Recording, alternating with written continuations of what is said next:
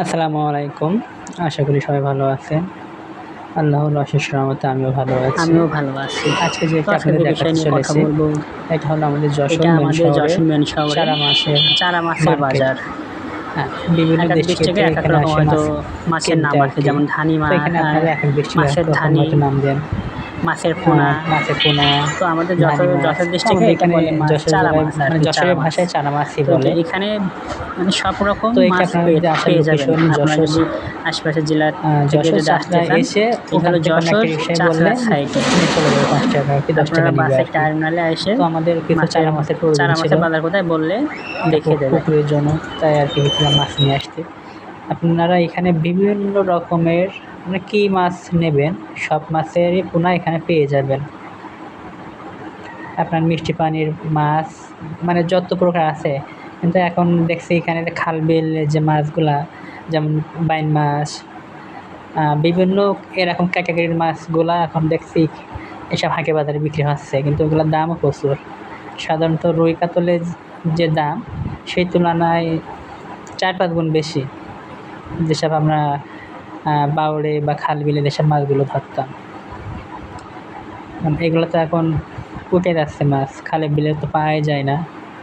এই জন্য এগুলা মাছের চারা বানায় বিক্রি করতেছে প্রচুর দামে আর কি। আমি অবশ্যই চারা বান কিনতে গিয়েছিলাম, আর আমার ওই যে ভাই গেছিলো, আরেকজন আছে ওনার পুকুরে দেবে, তাই আর কি ২ ভাই একসাথে গিয়েছিলাম। কিন্তু যে দেখি মাছের কোনো এত পরিমাণ দাম, একটা ওদের তারাবান মাত্র মানে ২ টাকা পিস, ১,০০০ নিলে ২,০০০ টাকা। তো এটা দেখে তো আমার মাথা ঘুরে গেছে, মানে দাম শুনে আর কি। আর এখানে যত প্রকার মাছ রয়েছে নাম বলা আমার পক্ষে সম্ভব না, কারণ আমি অনেক মাছ চিনিও না। দেখেন এরা কিন্তু স্থানীয়ভাবে আছে, আবার বিভিন্ন জেলার থেকে কিন্তু এখানে গাড়িতে করে মাছ নিয়ে আসে। এটা তো আপনাদের দেখাচ্ছি শুধুমাত্র যে ফুটপাতে বসে আছে মার্কেটে সেগুলা, কিন্তু গাড়ির উপরে যতগুলো আছে ওগুলো কিন্তু আপনাদের দেখায়নি।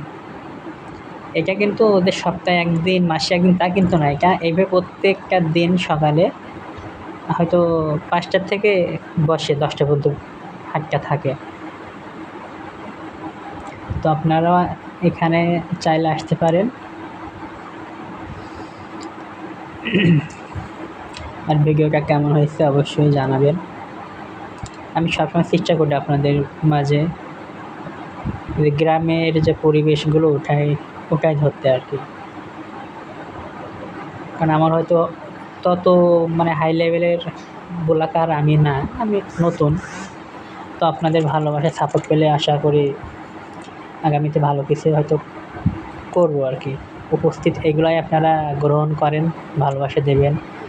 আর আমি চেষ্টা করবো সবসময় আমার দ্বারাই যদি কারো উপকার হয় সেগুলো করার।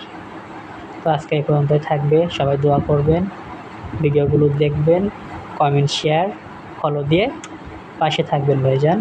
আল্লাহ হাফেজ।